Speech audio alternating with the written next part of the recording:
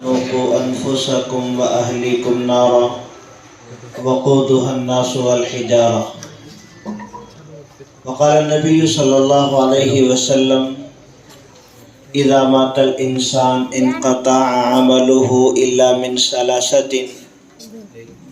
صدقة جارية أو علم ينتفع به أو ولد صالح يدعو له، او کما قال علیہ الصلاۃ والتسلیم. بزرگان محترم، عزیزان گرامی، ہمارے درمیان ہمارے ریاست کے صاحب نسبت بزرگ حضرت مولانا بشیر صاحب حسامی مدظلہ العالی اور دیگر ہمارے مقامی بڑے علماء کرام اور حفاظ عظام، بالخصوص ہمارے حافظ محمد غوث صاحب، آج جو ہمارے ان علاقوں میں دینی ماحول اور دینی ولولہ، دینی جذبہ اور دینی کام کرنے کے لیے ایک دوسرے پر سبقت، یہ سب انہی ہمارے بڑوں اور سرپرستوں کی محنتوں اور دعاؤں کا نتیجہ ہے. کیونکہ اگر ہمارے بڑے ایسے نہ ہوتے تو ہم ایسے نہ ہوتے. ہمارے بڑے ایسے تھے، اس وجہ سے اللہ نے ہم کو اس طرح کی محنتوں میں لگایا ہے. بزرگوں،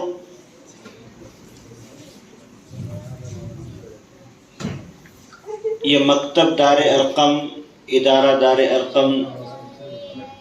جس کے بارے میں آپ نے شروع سے تعارف سنا ہے،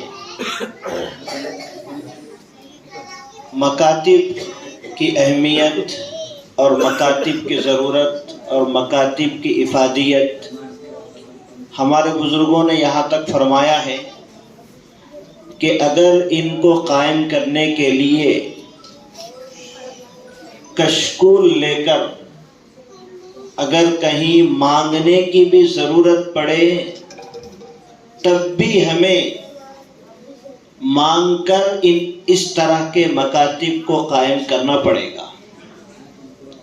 حضرت مولانا ابو الحسن علی میاں ندوی رحمۃ اللہ تعالی علیہ نے اپنے خطبات میں جا بجا اس بارے میں بڑی توجہ دلائی اور بہت ہی زیادہ اہمیت دلائی کہ لوگوں،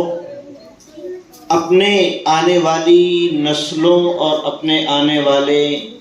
نونہالوں کے ایمان کو بچا لو. بزرگوں، آج جو ہم حالات دیکھ رہے ہیں، آئے دن ارتداد کے واقعات، ایمان سے لوگ ہاتھ دھو بیٹھ رہے ہیں، ان کے واقعات، صرف اور صرف اس کا یہی نتیجہ ہے اور اس کی وجہ یہی ہے کہ ہم نے اپنے ان بچوں کو اور اپنے ان نونہالوں کو اور اپنی ان نئی نسلوں کو اسکولوں اور کالجز کے حوالے کر دیا، لیکن ان کی دینی بنیادی ضرورتوں کی فکر نہیں کی. ابھی ہمارے مجلس تحفظ ختم نبوت کے جتنے سینٹرز ہیں، اس کے تمام ذمہ داروں کا گجرات دورہ ہوا تھا، جس میں ہماری طرف سے 2 معلمین گئے تھے. تو انہوں نے آنے کے بعد وہاں کا جائزہ سنایا. وہاں کے جو شیخ الحدیث تھے رتن پور کے، انہوں نے ایک واقعہ بیان کیا، بہت ہی ہمارے لیے عبرت اور نصیحت کی بات ہے. حضرت نے فرمایا کہ یعنی 8 دن کا پروگرام تھا، وہ تربیتی انداز کے طلباء کو کیسے پڑھایا جائے، طلباء کو کیسے قرآن اور دوسری بنیادی دینی تعلیم کی ضرورتوں کو پورا کیا جائے. بہرحال تو حضرت فرماتے ہیں کہ میں ایک مرتبہ سفر کر رہا تھا ٹرین میں، تو ایک لڑکی مجھے بار بار دیکھ رہی تھی، میں اس کے دیکھنے پر میں بھی دیکھا۔ بہت دیر کے بعد وہ لڑکی کہنے لگی کہ حضرت میں آپ کی شاگردہ ہوں۔ تو حضرت نے فرمایا کہ تو نان مسلم ہے، تم کہاں پڑھی میرے پاس؟ کہنے لگی کہ میں مسلمان تھی، مسلمان گھرانے میں ہی پیدا ہوئی، لیکن ہوا یہ کہ میں کسی وجہ سے اپنے دین کو تبدیل کر دی اور نان مسلم ہو گئی، اور میں مذہب تبدیل کر دی۔ بزرگوں، اس واقعے کو سنانے کے بعد حضرت نے فرمایا کہ ہم اپنے بچوں کو، خاص طور پر مکاتب کے بچوں کو، جو یعنی اسکولوں میں پڑھنے والے ہیں، جو مساجد میں صبح اور شام پڑھتے ہیں، عقائد وغیرہ پڑھاتے ضرور ہیں، لیکن اب عقائد صرف پڑھانا کافی نہیں ہے، بلکہ عقیدہ ان کو پلا دینا ہے۔ کیونکہ عیسائی مشنری اور اسی طرح اب بھگوا لوگ، زعفرانی لوگ جس انداز میں ہمارے ایمان کو کریدنے اور ایمان کو ہمارے ختم کرنے کی جو کوشش کر رہے ہیں، بزرگوں، ان کی یہ کوششیں کامیاب بھی ہو رہی ہیں۔ اگر ہم نے ان نونہالوں کی اور ان بچوں کے ایمان کی فکر نہیں کی تو جو آنے والے ابھی فتنے اٹھ رہے ہیں، جن کے بارے میں رسول اللہ صلی اللہ علیہ وسلم نے ہمیں توجہ دلائی تھی اور یاد دہانی کرائی تھی کہ لوگوں، میرے بعد ایسے ایسے فتنے رونما ہونے والے ہیں جس سے تم اپنے آپ کو بچانا اور اپنی نئی نسل کو بچانا بہت ضروری ہے۔ اب دیکھیں، دشمن ہمارے میں ہی سے ایسے چند لوگوں کو اور ایسے دشمنوں کو تیار کیا ہے جو ہماری طرح نام رکھتے ہیں، ہمارے طرح لباس پہنتے ہیں، ہماری مسجدوں میں بھی آتے ہیں، ہمارے دعوت و تقریبات میں بھی آتے ہیں، لیکن اس کے بعد بھی وہ ایمان اور اسلام کے علاوہ کسی اور عقیدے کی طرف بلا رہے ہیں۔ آپ واقعات دیکھ رہے ہیں، کرناٹکا کے کئی واقعات جو فتنہ شکیل بن حنیف کے نام سے ہو یا فتنہ فیاض کے نام سے ہو، اور جو بہت سے فتنے ہیں، فتنے گوہر شاہی ہے، فتنہ علی انجینئر مرزا ہے وغیرہ، یہ جو تمام فتنے رونما ہو رہے ہیں، ان فتنوں سے ہماری اولاد اور ہماری نئی نسل کو بچانا ہمارے لیے بہت ضروری ہے۔ حضرت مولانا عبدالقوی صاحب مدظل العالی نے فرمایا ایک موقع سے کہ یہ صرف کسی ایک عالم کی ذمہ داری نہیں ہے، یہ کسی ایک حافظ کی ذمہ داری نہیں ہے، بلکہ امت کے ہر فرد کی یہ ذمہ داری ہے۔ امت کے ہر فرد کی یہ ذمہ داری ہے کہ وہ اپنے ان نونہالوں کے ایمان کے بچانے کی فکر کرے۔ ضروری نہیں ہے کہ اس کے لیے کوئی مدارس ہو، ضروری نہیں ہے کہ مساجد ہی ہو، ضروری نہیں ہے کہ اس طرح کے ادارے بھی قائم ہو، بلکہ آپ اپنی جیب سے اور اپنے خرچ پر ایسے مکاتب کو قائم کریں جو ہمارے ان نونہالوں کے ایمان کا تحفظ ہو، ان کے عقیدے کا تحفظ ہو۔ بزرگوں، ان نونہالوں کی اگر ایمان کی ہم فکر نہیں کریں گے، جیسا کہ ہمارے بزرگوں نے ہمارے ایمان کی فکر کی، ہمارے بڑوں نے ہمارے ایمان کی فکر کی اور ہمارے مذہب کی فکر کی، تو آج ہم جس دین پر ہے وہ انہی کے محنتوں کا اور انہی کے شوق اور جذبے کا نتیجہ ہے۔ ورنہ اگر وہ ہماری ہی طرح ہاتھ پر ہاتھ دھرے بیٹھتے تو آج ہم اس طرح اسلامی ماحول میں اور دینی ماحول میں بیٹھے نہیں رہتے۔ اس وجہ سے بزرگوں ہمارے لیے ضروری ہے کہ ہم ان نونہالوں کے ایمان کی فکر بصورت،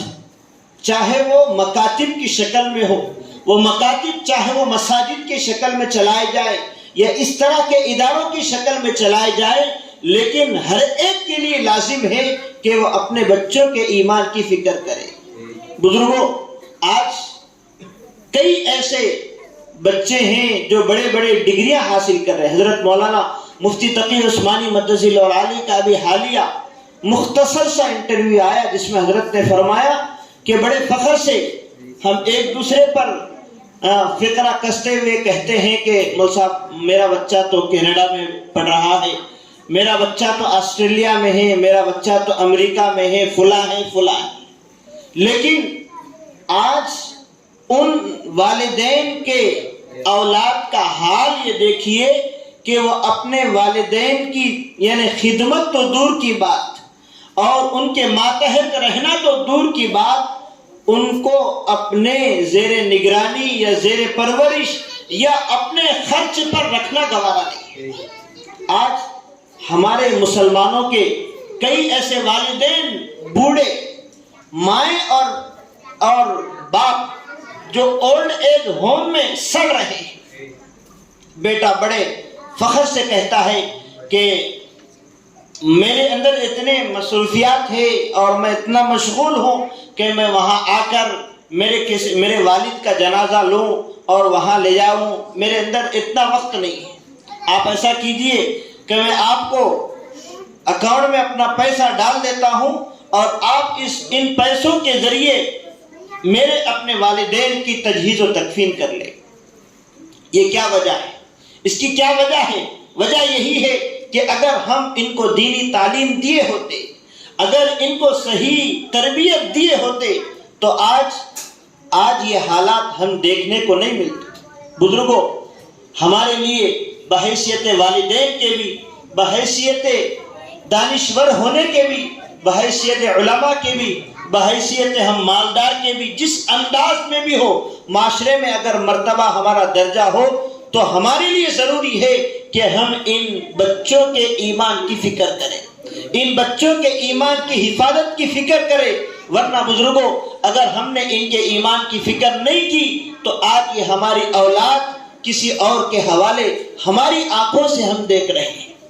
کیونکہ جمہوریت کا جو فارمولا جس کو ہمارے اکابرین نے رد کیا تھا، اس جمہوریت کے فارمولے نے لوگوں کو اتنا آزادی رائے پر لوگوں کو لا لیا ہے کہ وہ یہاں تک کہہ رہے ہیں کہ میرا جسم میری مرضی، میری زندگی میری اپنی مرضی، بلکہ مجھے اپنے انداز میں جینے کا حق ہے، مجھے اپنے انداز میں رہنے کا حق ہے۔ اس طرح کے الفاظ ہمارے ان نونہالوں کی زبانوں سے نکل رہے ہیں۔ بزرگوں، اللہ کے نبی اللہ تبارک و تعالیٰ نے فرمایا یا ایھا الذین آمنوا قوا انفسکم واہلیکم نارا، اے ایمان والو تم اپنے آپ کو بھی اور اپنے ماتحتوں کو بھی جہنم کی آگ سے بچاؤ جس کا ایندھن لوگ اور پتھر رہیں گے۔ اور اللہ کے نبی صلی اللہ علیہ وسلم نے فرمایا جب انسان دنیا سے چلا جاتا ہے تو 3 چیزیں ایسی ہے جو اس کے جانے کے بعد بھی اس سے ختم نہیں ہوتی ہے۔ ان میں سے ایک رسول اللہ صلی اللہ علیہ وسلم نے فرمایا نیک اولاد۔ نیک اولاد ایک ایسی نعمت ہے جو میرے اور آپ کے جانے کے بعد بھی میرے اور آپ کے کھاتے میں ثواب جاری رکھنے کے لیے، میرے اور آپ کے اللہ کو راضی کرنے کے لیے، عمل کرنے کے لیے برابر مرتے دم تک اور ان کے بعد جتنے لوگ ان سے استفادہ کریں گے تا قیامت اس کا فائدہ ملتا رہے گا اور لوگ ان سے استفادہ کرتے رہیں گے اور اس کا ثواب ہمارے کھاتے میں آتا رہے گا۔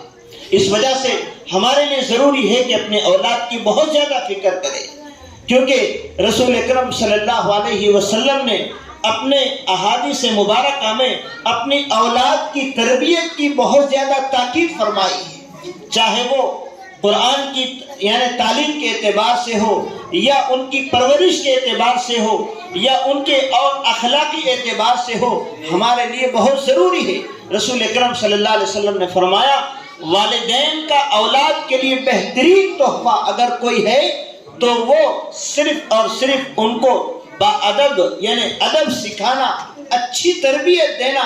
اچھا ان کو سنسکار سکھانا، یہ اولاد کے لیے والدین کا سب سے بہترین تحفہ ہے۔ آج ہمارے اپنے والدین یعنی آج کے ہمارے اپنے والدین اپنے اولاد کو اس طرف بالکل توجہ نہیں دے رہے ہیں، اس طرف توجہ نہیں دلا رہے ہیں۔ اور یاد رکھیں یہی اولاد کل قیامت کے دن میرے لیے اور آپ کے لیے وبال جان بن جائیں گے۔ چاہے میری پہلی صف کی نماز ہو، چاہے میرے تہجد ہونے والی کا معاملہ ہو، یا کہ میں کئی حج بھی کیا ہوں، اگر میں کئی عمرے بھی کر لیا ہوں، لیکن اگر میں نے میری اپنی اولاد کی صحیح تربیت نہیں کی اور صحیح فکر نہیں کی تو کل قیامت کے دن یہ میرے اور آپ کے لیے بلکہ سب والدین کے لیے وبال جان بن جائیں گے۔ اور بزرگوں، اللہ تبارک و تعالی اپنے دین کی حفاظت کے لیے اور اپنے دین کو آگے پہنچانے کے لیے میرے اور آپ کے محتاج نہیں ہیں۔ اللہ تبارک و تعالیٰ نے تو فرمایا یا ایھا الذین آمنوا من یرتد منکم عن دینہ فسوف یأتی اللہ بقوم یحبهم ویحبونہ۔ اللہ تبارک و تعالیٰ فرماتے ہیں اے مسلمانوں، اے ایمان والو، اگر تم میں سے کوئی دین سے پھرنے کی کوشش کرے گا، منہ موڑے گا، ارتداد کا راستہ اختیار کر لے گا، میں ایک ایسی قوم کو لاؤں گا جو مجھ سے محبت کرے گی اور میں ان سے محبت کروں گا۔ اللہ تبارک و تعالیٰ اپنے دین کی حفاظت کے لیے اور اپنے دین کو آگے بڑھانے کے لیے نہ میرے محتاج ہیں نہ آپ کے محتاج ہیں۔ یہ میرے اور آپ کے مقدر ہے کہ اللہ نے میرے اور آپ سے کام لے رہے ہیں، ورنہ اللہ تبارک و تعالیٰ کسی سے بھی کہیں سے بھی اور کسی بھی وقت لے لیتے ہیں۔ وقت آیا تو اللہ تبارک و تعالیٰ نے یعنی جانوروں سے بھی اس دین کی خدمت لی ہے۔ ہدہد پرندے کے بارے میں آپ نے سنا ہے کہ اس نے قوم سبا اور ملکہ بلقیس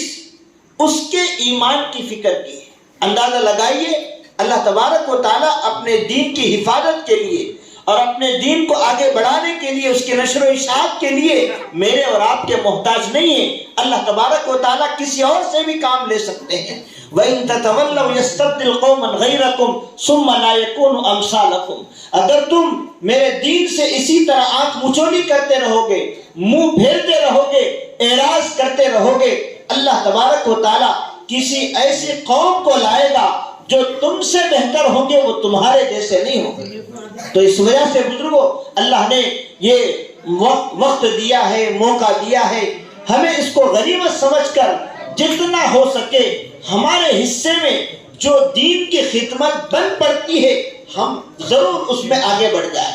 حضرات صحابہ رضوان اللہ تعالیٰ علیہ اجمعین کا یہی معاملہ تھا۔ وہ یعنی ان کے حصے میں جو دین کی خدمت آتی تھی اس کو اپنے لیے مقدر سمجھتے تھے اور اس کو اپنے لیے قسمت سمجھتے تھے اور اس کے بعد کام کے لیے آگے بڑھ جاتے تھے۔ ہم جس حصے میں ہمارا نام آ سکتا ہے، ہمارا اگر حصے میں رائے مشورے میں نام آ سکتا ہے تو ہم اس انداز میں دین کی خدمت کریں۔ اگر پیسے سے ہماری خدمت ہو سکتی ہے تو پیسے کے ذریعے کریں، اگر ہم جسمانی خدمت کر سکتے ہیں تو ہم جسمانی خدمت کریں، جس انداز میں بھی ہو، کیونکہ اللہ تبارک و تعالیٰ کا تو وعدہ ہے کہ هو الذي ارسل رسوله بالهدى ودين الحق ليظهره على الدين كله۔ اللہ تبارک و تعالیٰ نے مسلسل انبیاء علیہ السلام کو جو مبعوث فرمایا ہے وہ دین حق کو سربلند کرنے کے لیے مبعوث فرمایا ہے۔ اگرچہ کہ کافر اور مشرک اس کو ناپسند کرے تب بھی اللہ تبارک و تعالیٰ اس دین کو غالب کر کے رہیں گے، اس دین کو اونچا کر کے رہیں گے۔ الحق یعلو ولا یعلی،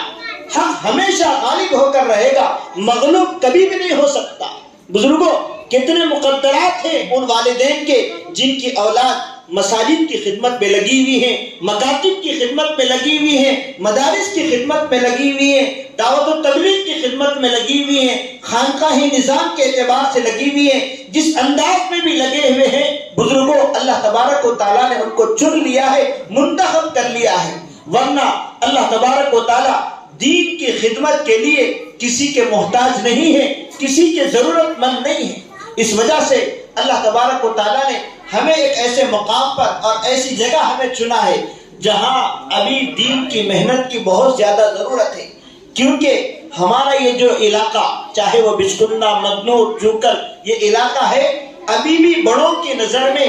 دینی تعلیمی اعتبار سے پسماندہ ہی گنا جاتا ہے، پسماندہ ہی مانا جاتا ہے۔ ماشاءاللہ یہاں کے جو مدارس ہیں، یہاں کے جو علماء ہیں، اپنے اپنے اعتبار سے جو انفرادی محنتیں کر رہے ہیں، بڑی قابل تعریف۔ ورنہ آج سے 15-20 سال پہلے آپ خود اپنے بڑوں سے اس کا جائزہ لیں اور یہاں کا سروے کریں تو معلوم ہوگا کہ دین کا ماحول دور دور تک نہیں۔ جماعتیں آتی تھی، وقتیہ اپنا کام کر کے چلے جاتی تھی، لیکن ایک منظم انداز میں کام مدارس کی شکل میں اور دوسرے انداز خانقاہی نظام کی شکل میں بالکل نہیں ہوتا تھا۔ اس وجہ سے ہمارے لیے یہ نعمت سمجھے، ورنہ بزرگوں اللہ تبارک و تعالیٰ نے کچھ ایسے علاقے بھی بنائے ہیں جہاں لوگ علماء کو دیکھ کر ان کے پیشانیوں کو چومتے ہیں، ان کے ہاتھوں کو چومتے ہیں۔ قرآن ان کو دیکھنے کو نہیں ملتی، جب قرآن ان کو دیکھنے کو ملتی ہے تو اپنے سروں پر رکھ لیتے ہیں، اپنے سینے سے دبا لیتے ہیں اور کہتے ہیں کہ میں نے اتنے سال تک قرآن کو نہیں دیکھا، اتنے سال ہوا کسی عالم دین کو نہیں دیکھا۔ بزرگوں، ہم ان علماء کی قدر کریں، ان خدام دین کی قدر کریں، ان یعنی مدارس کے پڑھنے اور پڑھانے والوں کی قدر کریں، کیونکہ رسول اکرم صلی اللہ علیہ وسلم نے ان کی بڑی تعریف فرمائی ہے کہ یہ وہ طلباء ہے پڑھنے والے جن کے لیے فرشتوں جیسی مخلوق اپنے نازک پر بچھاتی ہے۔ کتنا بڑا مرتبہ ہے ان دینی تعلیم پڑھنے والوں کا، ان دینی تعلیم حاصل کرنے والوں کا۔ آج ہماری نظر میں جو میڈیا کی وجہ سے اور غلیظ یعنی پروپیگنڈوں کی وجہ سے آج مدارس کو بدنام کرنے کی جو سازشیں، علماء کو بدنام کرنے کی جو سازشیں اور ہمارے اکابرین امت کو یعنی بدنام کرنے کی جو سازشیں رچ رہے ہیں، یہ ایک منظم پروپیگنڈا ہے۔ کیونکہ آپ کو معلوم ہونا چاہیے اسپین کا جو حال ہوا، جہاں پر ہمارے مسلمانوں نے 700 سال سے زیادہ اسلامی حکومت قائم کی اور اسلامی احکامات کو نافذ کیا،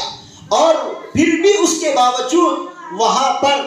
دین کا ایک وقت ایسا تھا کہ وہاں دین کا نام لیوا موجود نہیں تھا۔ وہاں صلیبیوں نے، وہاں صہیونیوں نے ایسے بھیانک حملے کیے اور ایسے تاپڑ توڑ مدارس پر، مکاتب پر، مساجد پر حملے کیے کہ جہاں اللہ کا اور اللہ کے رسول کا نام لینے والا کوئی موجود نہیں تھا۔ اب دھیرے دھیرے محنت ہو رہی ہے اور اس کی واحد وجہ یہی ہے، وہاں کا سروے ہوا، اس کی واحد وجہ یہ ہے کہ عوام کو یعنی مسلم عوام کو مسلم علماء سے جدا کر دیا گیا، دونوں میں غلط فہمیاں پیدا کر دی گئی اور دونوں میں جدائی بھی پیدا کر دی گئی۔ تو ایسی صورت میں جب علماء عوام سے کٹ گئے اور عوام علماء سے کٹ گئے، ہوا یہ کہ باطل ان پر اپنا ایسا حملہ کیا جو اپنے صرف ایمان کو ہی نہیں، اپنی ذات کو بچانا بھی مشکل ہو گیا۔ بزرگوں، یہی نتیجہ میانمار کا ہوا، جو میانمار برما جس کو ہم کہتے ہیں، حضرت مولانا ابو الحسن علی میاں ندوی رحمت اللہ تعالی علیہ 1992 میں وہاں پر گئے۔ وہاں کے لوگوں کی دین بیزاری اور دین سے دوری کو دیکھا اور دنیا کے مشغلے میں پڑے ہوئے دیکھا، تو اس وقت پیشن گوئی کی تھی کہ لوگوں اپنی توجہ کو دین کی طرف کرو، ان مدارس کی طرف کرو، ان مساجد کی طرف کرو، دین کی خدمت میں اپنے آپ کو لگاؤ۔ خدا را ایک وقت ایسا آئے گا تم چاہو گے نماز پڑھنا، نماز نہیں پڑھ سکو گے، تم چاہو گے قرآن پڑھنا، تم قرآن نہیں پڑھ سکو گے، تم چاہو گے برقع پہننا، تم برقع نہیں پہن سکو گے۔ یہ حالات آج دنیا کے چند ایسے علاقے ہیں جہاں مسلمانوں پر آئے ہیں اور ہمارے ہندوستان پر بھی آ چکے ہیں۔ بس ہمارے سروں کی پوری کھیتیاں پک چکی ہے، کٹنا اور کٹانا باقی ہے۔ بزرگوں، جو لوگ وہ پلان بنا بیٹھے ہیں، منظم انداز میں ان کا کام چل رہا ہے، ہو گیا ہے، صرف اعلان باقی ہے۔ بزرگوں، میرے اور آپ کے لیے ضروری ہے کہ ہم اس دین متین کی خدمت میں اپنے آپ کو لگائیں۔ رسول اکرم صلی اللہ علیہ وسلم جب دین متین کی خدمت کے لیے نکلے تو اکیلے تھے، تنہا تھے، لیکن رسول اللہ صلی اللہ علیہ وسلم کا ایک مقصد تھا کہ اللہ نے جس مقصد کے لیے مجھے دنیا میں بھیجا ہے، جس دعوت کی محنت کے لیے مجھے اللہ نے بھیجا ہے، میں اس کو ضرور کر رہوں گا. یہاں تک کہ آپ کو پیشکش آئی کہ ہم سارے حجاز کی آپ کو سلطنت دیں گے، یہ بھی پیشکش آئی کہ ساری دولت تمہیں نچھاور کر دیں گے، یہ بھی پیشکش آئی کہ ہم تمہیں یعنی حجاز کی خوبصورت لڑکی تمہیں دے دیں گے. لیکن میرے اور آپ کے آقا محمد رسول اللہ صلی اللہ علیہ وسلم نے فرمایا میرے ایک ہاتھ میں چاند رکھ دیا جائے، میرے ایک ہاتھ میں سورج رکھ دیا جائے، تب بھی میں یہ کام سے پھرنے والا نہیں ہوں. حضرت فاطمہ الزہرا رضی اللہ تعالی عنہا جب فرماتی تھی کہ ابا جب صبح آپ جاتے ہیں تو بڑے اچھے انداز میں آپ کے بال اور آپ کے کپڑے بہت بہتر ہوتے ہیں، لیکن جب شام آتے ہیں تو بال بکھرے ہوئے، کپڑے پھٹے ہوئے رہتے ہیں. رسول اللہ صلی اللہ علیہ وسلم نے فرمایا فاطمہ ایک دن اور ایک وقت ایسا آئے گا کہ تیرے ابو کا لایا ہوا دین ہر کچے پکے گھر میں جا کر رہے گا. میرے بھائیوں، رسول اللہ صلی اللہ علیہ وسلم کی یہ پیشن گوئی پوری ہوئی، اللہ تبارک و تعالیٰ نے آپ کی محنت کے نتیجے میں پورا فرمایا ہے. بہرحال یہ مکتب دار ارقم جس کا جیسا کہ حضرت مولانا عبدالرحیم صاحب نے پورا تعارف کیا ہے، اس اعتبار سے ناظم ادارہ بھی اس کے بارے میں آپ کو تعارف کرائیں گے. ہماری یہ خواہش ہے اور ہماری یہ آپ سے گزارش ہے کہ آپ اپنے ان نونہالوں کو جس اعتبار سے بھی ہو ضرور ایسے اداروں میں، ایسے مکاتب میں روانہ کریں، کیونکہ میرے اور آپ کا بچہ 8 سے 9 گھنٹے ان غیر مسلموں کے ہاتھ میں رہتا ہے. میری یہ آپ سے یہ نہیں ہے کہ اگر وہ غیر مسلموں کے ہاتھ میں ہیں تو آپ اصلی تعلیم مت پڑھائیں، نہیں، اصلی تعلیم پڑھائیں. جس کے اندر ایمان نہیں، جس کے اندر طہارت کا طریقہ نہیں، بتائیے 9 گھنٹے میرے اور آپ کی اولاد ان کے ہاتھ میں رہے گی تو بتائیے ان کا ایمان کیسے محفوظ رہ سکتا ہے. بہرحال ہم اپنے بچوں کے ایمان کی فکر کے لیے ہمارے علماء کرام خصوصاً حافظ معین اکبر صاحب ماشاءاللہ کوشش کر رہے ہیں، اور ان کی کوششوں کا اللہ تبارک و تعالیٰ کامیاب کرے اور آگے ترقیات سے نوازے، اور اس ادارے کو جتنے اس ادارے کے عزائم میں اللہ اس کو تکمیل فرمائے. دعا کیجئے کہ اللہ کہنے والا بھی محتاج ہے، سننے والے بھی محتاج ہے، اللہ ہم سبوں کو صحیح عمل کی توفیق نصیب فرمائے. وما توفیق الا باللہ.